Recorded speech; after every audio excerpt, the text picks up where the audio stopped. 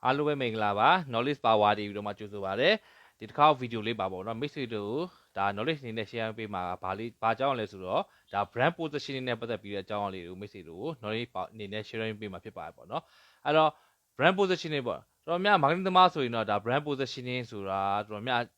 းကြားဖို့ကြပါဖြစ်ပါတယ်ပေါ့နော်အဲ့တော့ segmentation targeting positioning ဆိုပြီးတော့မှ marketing မှာလာပေါ့နော် segmentation ကိုကနေပြီးတော့ဘယ်သူ့ကို target ထားမလဲပြီးွားရှင်ဘယ်လို brand positioning ကိုဟာမျိုးတွေကိုပေးမလဲပြီးတော့အဲ့နောက်မှာ 4P ဆိုပြီးတော့မိတ်ဆွေတို့အရင် marketing mix ကိုရှေ့ဗီဒီယိုတွေထဲမှာမိတ်ဆွေတို့ဒါပြပြခဲ့ပေါ့နော်အဲ့တော့ဒီ brand positioning ဆိုတာဘာလဲပေါ့နော်အဲ့တော့ marketing တစ်ခုလုံးရဲ့ဒီ marketing plan ပဲဆိုဘာပဲဆိုဒီ brand positioning ဟာဒီ marketing တစ်ခုလုံးရဲ့အသက်လို့လည်းပြောလို့ရသူဒီလုပ်ငန်းကြီးဒီ brand တစ်ခုလုံးနဲ့လုပ်ငန်း level နဲ့ကြည့်မယ်ဆိုရင်ဒီလုပ်ငန်းတစ်ခုလုံးစာအတွက်ဖြစ်စေဘာမှမဟုတ်ကို brand တစ်ခုစဲဆိုရှင်လည်းအဲ့ brand တစ်ခုစာအတွက်အဓိကအရန်ရေးကြီးတဲ့ဘယ်လိုပုံစံမျိုးနဲ့ရှင်းပြရင်မလဲဘယ်လိုပုံစံမျိုးနဲ့ value ပေးမယ်ဆိုတာbrand positioning အရန်အရေးကြီးတဲ့အစိပ်ပိုင်းဖြစ်ပါတယ်ပေါ့နော်အဲ့တော့ brand positioning ဆိုတာဘာလဲပေါ့နော်အဲ့တော့ brand positioning ဆိုတာတော့market ထဲမှာ brand တွေအများကြီးရှိတယ်အဲ့တော့အများကြီးရှိတဲ့ထဲမှာဒီ brand positioning ကို brand ဟာသူများထက်ဘယ်လိုမတူတဲ့ပုံစံမျိုးနဲ့ကွဲပြားပြီးတော့မှဘယ်လို value ပေးတယ်ဘယ်လို value proposition ပေးတယ်ဆိုတဲ့ဟာမျိုးက brand positioning ဖြစ်ပါတယ်ပေါ့နော်အဲ့တော့ဒီနေရာမှာ brand positioning ကိုစဉ်းစားခံပါဆိုရှင် problem များကဒီ marketing plan တွေဆွဲတဲ့ခါကြလို့ရှိရင်ဆိုရှင်market research ရင်ပါတယ်ပေါ့နော်အဲ့တော့ situation analysis market research ဟာမျိုးအရင်လုပ်တယ်ပြီးွားရှင် marketing objective တွေထားတယ် marketing objective ချပြီးွားမှာ segmentation target တွေpositioning ဆိုပြီးတော့မှဒါ marketing strategy အနေနဲ့brand positioning ကိုထည့်ပြီးတော့မှစဉ်းစားရပေါ့နော်ပြီးွားမှာ 4P ဆိုပြီးတော့မှ product price based promotion marketing mix ကိုစဉ်းစားတယ်အဲ့တော့ဒီနေရာမှာကြည့်ရမှာကကိုကနေပြီးတော့မှကိုလုပ်ငန်းကဥမာကို distribution လုပ်ငန်းဆိုပါစို့ distribution လုပ်ငန်းဆိုရဆိုရှင်ကိုကနေပြီးတော့ကိုယ်တိုင်ထုတ်မှာမဟုတ်ဘူးကိုကသူများရဲ့နိုင်ငံခြားပစ္စည်း brand တွေကိုယူပြီးတော့ဒီမှာရောင်းမယ်ဆိုလို့ရှိရင်ဘယ်လိုပုံစံမျိုးစဉ်းစားတယ်ဆိုပြောင်းပြန်စဉ်းစားတယ်ပေါ့နော်အဲ့တော့နိုင်ငံခြားနေပြီးတော့ကိုကယူထားတဲ့ပစ္စည်းတွေရှိတယ်အဲ့ပစ္စည်းတွေကသူကထုတ်ပြီးသား product ရှိတယ်သူ့ရဲ့ဒီကိုရောက်လာခါကျဈေးနှုန်းရှိတယ်နောက်ပြီးရှင်ဘယ်လိုပုံစံမျိုးနဲ့ promotion လုပ်ရမှာလဲနောက်ပြီးရှင်ဘယ် channel ကဖြန့်ပြီးမှဆိုတော့4P ကိုအရင်စပြီးတော့မှငကိုတွေကကိုယ့်ရှိမှအရင်စပြီးစဉ်းစားထားတယ်ဘာလို့ဆိုတော့ကိုယ့်ရဲ့ product နဲ့ price ကတိတ်ပြီးတော့မှadjust လုပ်လို့မရဘူးပေါ့နော်အဲ့တော့ကိုယ်တိုင်ထုတ်မှမဟုတ်တဲ့အတွက်ကြောင့်မလို့သူများရဲ့ပစ္စည်းကိုယူပြီးရောင်းမဲ့အတွက်ကြောင့်မလို့ 4P ကငကိုတွေ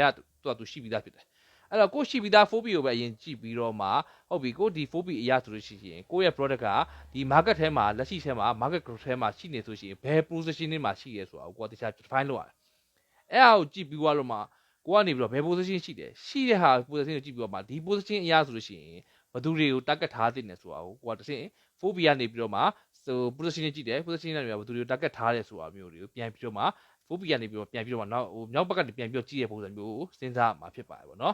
တကယ်လို့ကိုကနေပြီးတော့ brand ကို brand တစ်ခုလို့အစအဆုံးပေါ့နော်ဒီမြန်မာနိုင်ငံမှာကိုယ့်ရဲ့ local brand ပဲဖြစ်ဆိုကို brand တစ်ခုကိုအစပြီးတစ်ထုတ်လိုက်တယ်ဟုတ်ပြီကိုယ့်ရဲ့ brand ကအစ်ကစားထုတ်မယ်ဆိုလို့ရှိရင်ခုနပထမဆုံးကိုကနေပြီးတော့ဘယ်သူတက်ကိုထုတ်ဒီ brand ထုတ်တာလဲပြီးတော့ရှိကိုကဘာ value တွေပေးမှာလဲဆိုတာကို brand position စဉ်းစားတယ်စဉ်းစားပြီးမှကိုထုတ်တဲ့ခါကျတော့ရှိဟုတ်ပြီဒီလူတွေတက်ဒီ position တွေမှာဒီ value တွေပေးမယ်ဆိုလို့ရှိရင်ဘယ်လို product တွေထုတ်မလဲဘယ်လိုဈေးနှုန်းနဲ့ရောင်းတင်တယ်ဘယ်ကနေဘယ်လို channel ရတွေဘယ်လိုရောင်းမလဲဘယ်လိုလူတွေသိအောင်စိတ်ဝင်စားအောင်ဘယ်လို promotion လုပ်မယ်ဆိုပြီးတော့မှဒါစဉ်းစားမှာဖြစ်ပါတယ်ပေါ့နော်ဟုတ်ပြီအဲ့တော့ဆိုရှင် brand positioning ကဘယ်လိုပုံစံမျိုးလဲပေါ့နော်အဲ့တော့ brand positioning ကိုစဉ်းစားတဲ့ခါကျတော့တော်တော်များဒီ MBA မှာပဲဖြစ်တယ်ပေါ့နော် marketing diploma တွေတက်လို့ပဲဖြစ်စီပေါ့အဲ့တော့ brand positioning ဆိုလို့ရှိရင်ဗာ brand positioning is a place in the mind of the customer ဆိုပြီးတော့မှမှာတော်တော်များတင်ရလိမ့်ရှိတယ်ပေါ့နော်အဲ့တော့ brand positioning ဆိုတာဘာလဲဆိုရှင်လူတွေရဲ့ခေါင်းထဲမှာနေရာယူထားဘယ်လိုနေရာယူထားလဲဆိုတာမျိုးပြောရပေါ့နော်အဲ့တော့တော်တော်များကျောင်းတွေမှာဆိုရှင်ဒီလိုပုံစံမျိုးတွေတင်ကြရှိရပေါ့နော်အဲ့တော့ဒီကောင်ကလည်းမှန်လားဆိုရှင်မှန်တယ်ပေါ့ဒါပေမဲ့စာတွေတင်တဲ့ခါကျတော့ရှိရှင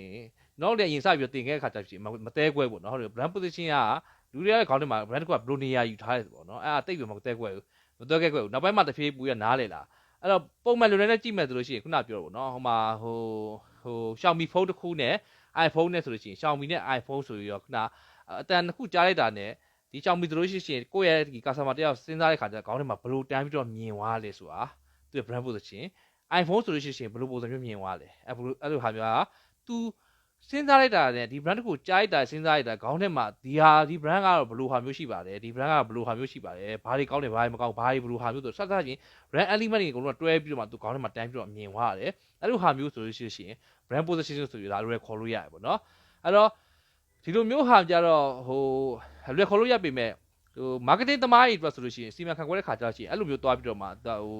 လွယ်နဲ့တော်တော်ကြည့်လို့မရအောင်အဲ့ marketing သမားတွေတော်တော်များချက်တွေဆွဲကြရပြီးတော့ positioning ချက်ဆွဲကြရအဲ့လိုချက်တွေဆွဲတဲ့ခါကြာလို့ရှိလို့ရှိရင်အလွယ်ဆုံးစဉ်းစားတဲ့နေရာကြတာခုနဟို quality ဒါမှ quality နဲ့ price ပေါ့နော် H win ရိုးနဲ့ Y ရိုးနဲ့ quality နဲ့ price ဆိုပြီးတော့စဉ်းစားတယ်အဲ့တော့ plot တွေဆိုလို့ရှိရင်မှာ high quality ရှိမယ် high value ပေးတဲ့ခါဒါမှမဟုတ် high quality ရဲ့ high ဈေးဟို high price ပေါ့နော်ဈေးကြီးတယ်ပစ္စည်းကောင်း quality ကောင်းတယ် function များပေးလို့ရပစ္စည်းဒါမှမဟုတ်ဈေးလက်ပစ္စည်းအလဲ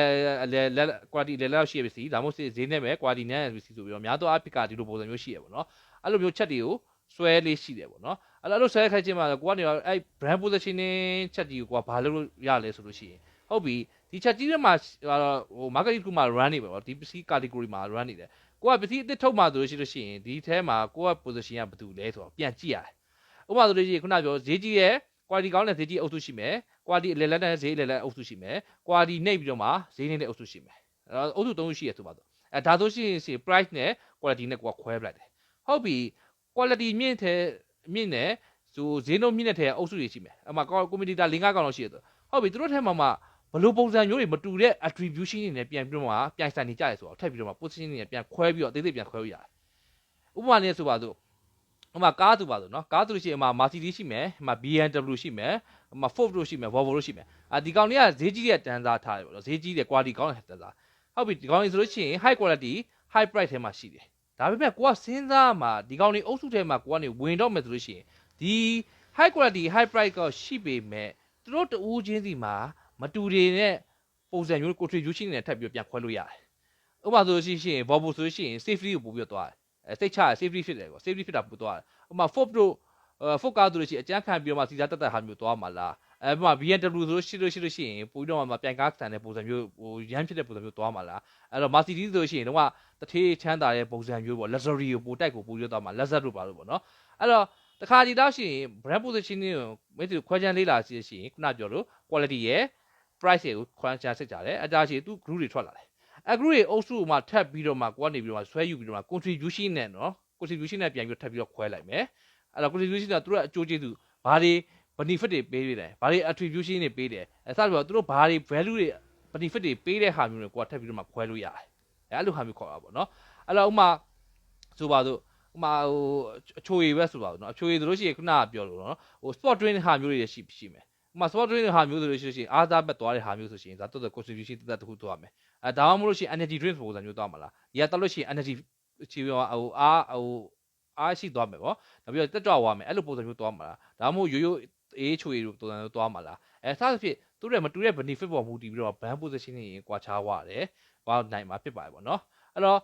brand positioning ကဘာအရေးကြီးလဲဆိုလို့ရှိရင်ဒီ marketing တစ်ခုရဲ့ brand တစ်ခုရဲ့ဟာအဓိကဘယ်လိုပုံစံမျိုးနဲ့သူများနဲ့မတူတဲ့ဟာမျိုးပေးမှာလဲအားစဉ်းစားမှာဖြစ်ပါတယ်အဲ့တော့ဥပမာဆိုလို့ရှိရင်ကိုလုပ်ငန်းတစ်ခုအနေနဲ့စဉ်းစားလို့ရတယ်ကို brand တစ်ခုအနေနဲ့စဉ်းစားရတယ်လုပ်ငန်းတစ်ခုအနေနဲ့ဆိုလို့ရှိရင်ကိုလုပ်ငန်းပေးရဲ့စားပေးက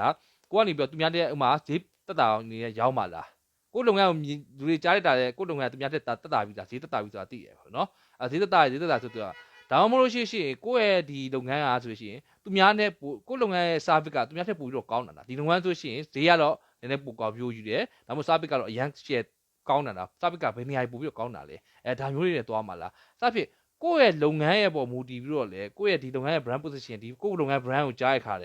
်ကြားရတာနဲ့ဒီလုပ်ငန်းကဘာအတွက်ကောင်းတယ်သူများထက်ဘာကိုထူးတာလဲဘလို့ပုံစံတွေမှာပြိုင်နေတာဆိုရတယ်တခါလေခေါင်းထဲမှာမြင်သွားတယ် brand position နေဆိုပြီးတော့မှခေါ်မှာဖြစ်ပါတယ်ပေါ့နော်အဲ့တော့ brand positioning က marketing နဲ့တွဲမှဆိုရှင် marketing ရဲ့အဓိကအသက်ဖြစ်ပါတယ်အဲ့တော့ brand positioning ကအဓိက customer ရဲ့ခေါင်းထဲမှာဆိုလို့ရှိရင် 4P ဆိုတာ ਨੇ သူကတွဲပြီးတော့မြင်တော့မှာအဲ့တော့ 4P ကပေးထားတဲ့လုံးပေါင်း value อ่ะဆိုတာဘာလဲဆိုရင် brand position ဖြစ်သွားမယ်အဲ့တော့ customer ကခုနပြောသလိုဝယ်တဲ့ခါကျတော့စဉ်းစားမယ်ဟောဒီဟိုလုပ်ငန်းမှာဆိုဒီပစ္စည်းဆိုလို့ရှိရင်ဘောဈေးသက်တာတယ်ပစ္စည်းမဆိုးဟောဒီဟာကျတော့ဈေးကြီးတယ်ပစ္စည်းကကျတော့တစ်ခါဝယ်ပြီးွားရှိရင်5 6နှစ်လုံးဝခံတာလားဒါမှမဟုတ်ဒီဟာကျတော့ဝယ်ရအရန်လွယ်တယ်သက်တာတယ် service အရန်ကောင်းတယ်ပြတ်တာလည်းချက်ချင်းသွားပြင်ရ spare part လည်းအရန်ပေါ်တယ်အဲ့လိုဟာမျိုးပုံစံမျိုးလားစသဖြင့်ဒီ brand ကိုကြားလိုက်တာ ਨੇ အဓိကဒီ brand ကဘာ value ပေးနေရလဲဆိုတာကိုခေါင်းထဲမှာတန်းပြီးတော့မှကွင်းကလေးကွက်ကလေးမြင်သွားတာမျိုးဟာ brand positioning ဆိုပြီးတော့မှခေါ်မှာဖြစ်ပါတယ်ပေါ့နော်အဲ့တော့မိတ်ဆွေတို့အနေနဲ့ brand positioning ကတကယ်ဆက်ပြီးတော့ပြောမယ်ဆိုရင်တော့အများကြီးတော့ရှိသေးတယ်ပေါ့နော်အဲ့တော့လုပ်ငန်းတစ်ခုမှာဆိုလို့ရှိရင်အဲ့တော့လုပ်ငန်းတစ်ခုအနေနဲ့ဖြစ်ဖြစ် marketing အနေနဲ့ဖြစ်ဖြစ်ကိုယ့်ရဲ့လုပ်ငန်းဟိုဆိုလို့ရှိရင်ဘယ်လိုပုံစံမျိုးနဲ့ပြိုင်ပါလဲအဲ့တော့တချို့ဆိုလို့ရှိရင် ခုန brand positioning ကိုစဉ်းစားတဲ့ခါကြလို့ရှိရင် blue ocean strategy ပေါ်နဲ့တွားပြီးစဉ်းစားရအောင်เนาะဟုတ်ပြီကိုလုပ်ငန်းမှာသူများတွေပေးနေတဲ့ value တွေကဘာတွေရှိတယ်ကိုလုပ်ငန်းကပေးနေတဲ့ value တွေဘာရှိတယ် customer ရောဘာတွေလိုနေတယ်ဘယ်အပေါ်မူတည်ပြီးတော့ကိုကဘယ်ဟာတွေကို short မယ်ဘယ်ဟာတွေကိုတိုးတင်တယ်ဘယ်ဟာတွေကိုထပ်ထည့်တင်တယ်ဘယ်ဟာတွေကိုဖြုတ်ပစ်တင်တယ်အဲ့လိုဟာမျိုးပို့ပြီးတော့မှလုပ်ပြီးတဲ့ခါကျရင် value တစ်ခုရလာအဲ့ value တစ်ခုကို customer ကိုချပြီးပေးလိုက်လို့ဆိုရှင်ဒီ value က brand positioning ဖြစ်ပါတယ်ဗောနော် customer အနေနဲ့မြင်သွားတယ်ဒီလုပ်ငန်းဆိုလို့ရှိရင်ဒီပေးတဲ့ value proposition ကဒါတွေရှိတယ်ဒီလုပ်ငန်းမှာသွားဖို့လို့ရှိရင်ဒါတွေပိုကောင်းတယ်ဆိုပြီးတော့မြင်သွားဖြစ်ပါတယ်เนาะအဲ့တော့ထပ်ပြီးတော့မှ brand positioning ကိုထပ်ပြီးတော့ brand မှာတည်ဆောက်မှဆိုလို့ရှိရင်ဘာတွေနဲ့ထပ်ပြီးတော့တွဲရလဲဆို brand position ကဒီတိုင်းဆိုလို့ရှိရင် strong မဖြစ်ဘူးအဲ့သူပေးတဲ့ဟို brand position ဟုတ်ပြီကိုကနေပြီးတော့ဒီ position မှာဒါကိုကောင်းအောင် customer ကိုပေးမယ်ဆိုသတ်မှတ်ပြီးသွားလို့ရှိလို့ရှိရင်ခုနပြော 4P ကလောက်ရတယ် 4P ကိုလောက်တဲ့ခါကျလို့ရှိရင်ဘာတွေထပ်ပြောပါလဲ brand ရဲ့ element တွေဖြစ်တယ်ခုနပြော logo တွေခုန tagline တွေ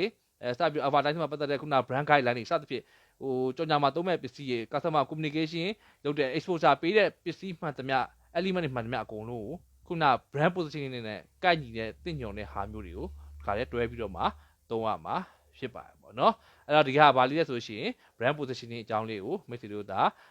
မျှဝေတာဖြစ်ပါတယ်ပေါ့နော်အားလုံးကျေးဇူးတင်ပါတယ်ကျွန်တော်ကတော့မြင့်မြတ်မောင်ထွန်းဖြစ်ပါတယ်ပေါ့နော်အားလုံးကျေးဇူးတင်ပါတယ်